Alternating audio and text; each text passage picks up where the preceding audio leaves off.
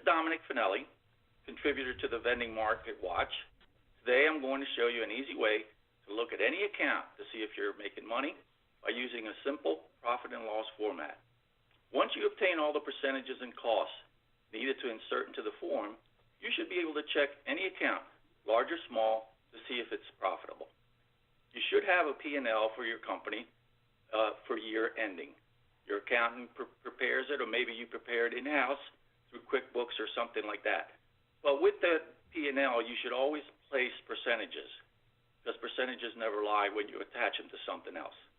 So let's go to the P&L itself. Let's start with this fictional company called ABC, doing $65,000 a year from 3 vendors, a 12-ounce can, a 20-ounce bottle, and a snack machine. You want to take the yearly sales of the 3 items and then divide them by 13. And we do 13 because it gives you a 4-week period, and that 4-week period can be used at any time. You're not dealing with a month that overlaps, or a short month, or an area where there's more vending days than there are all holidays and so forth. So use the 4-week format, and you can use it all the time. First off, we'll go to the sales. You take the snack sales. Once you've divided by the 13, you take the snack sales and put them down. Get your 12-ounce soda sales and your 20-ounce soda sales, and you put them together, add them up, and that gives you your total sales. We go to the cost of the product. First of all, the snacks. The snacks, you go to your P&L and find out what the percentage of your snack costs are there. You multiply it times your snack sales to get you the cost of the product for that particular account for the 4-week period. The soda sales, you can go by units. You take the units that you actually sold from your 12-ounce and multiply them by the actual cost that you're paying for that 12-ounce to get those. So you get that cost, you multiply it by the sales, put that down. Same thing with the 20-ounce. That'll give us the total product cost for that particular account for 4 weeks. When you subtract that from your sales, you come up with your gross profit. Now we have to do the other expenses. And the first one we'll do is the sales tax. Whatever you pay sales, whatever number the sales tax in your area, multiply it by the total sales and put that down. And then we go to direct labor. Direct labor is the route driver salary that's servicing that account. And this one we have to look at it and think about it a little bit. I'm going to make some assumptions here so that we can show you how to figure this out. Let's assume that route that this driver works in brings $7,000 a week, okay, and his salary is $700 a week. Now, in order to get what is accountable for this account, we have to do this. We have to find out how much of this account, and let's assume it brings in $1,250 per week out of the $7,000.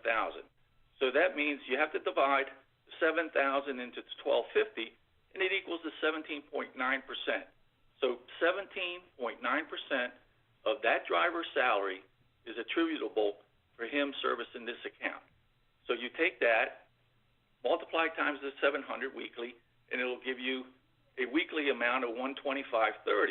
Multiply that by 4 weeks, and it gives you the total of $501.20. So that's the salary used, direct labor used, to associate with this particular account. Now we need the indirect labor. And indirect labor is a combination of everything else in your expenses, from your mechanic salary to your office salaries to your telephone bills, all of those things. And all of those, when you add them up, have to come a little bit from each account that you have. Okay? So you take all those numbers from the percentages and you come up with a total figure. But remember not to exclude the route driver's salary out of there. If it's in your P&L as route drivers, that includes all the route drivers, so you have a percentage. Take that percentage and subtract it from your total expenses at the end of your P&L, and should give you a number, a percentage number that you can apply to this account. So we have a working number of 32.3% of expenses. We multiply that times the $5,000 a week, and we come up with the indirect labor and administrative costs for this account. So this now gives us our total expenses associated with this account. We subtract that from the gross profit, and you get the income for the account. You should have in your P&L a place where you associate rebates.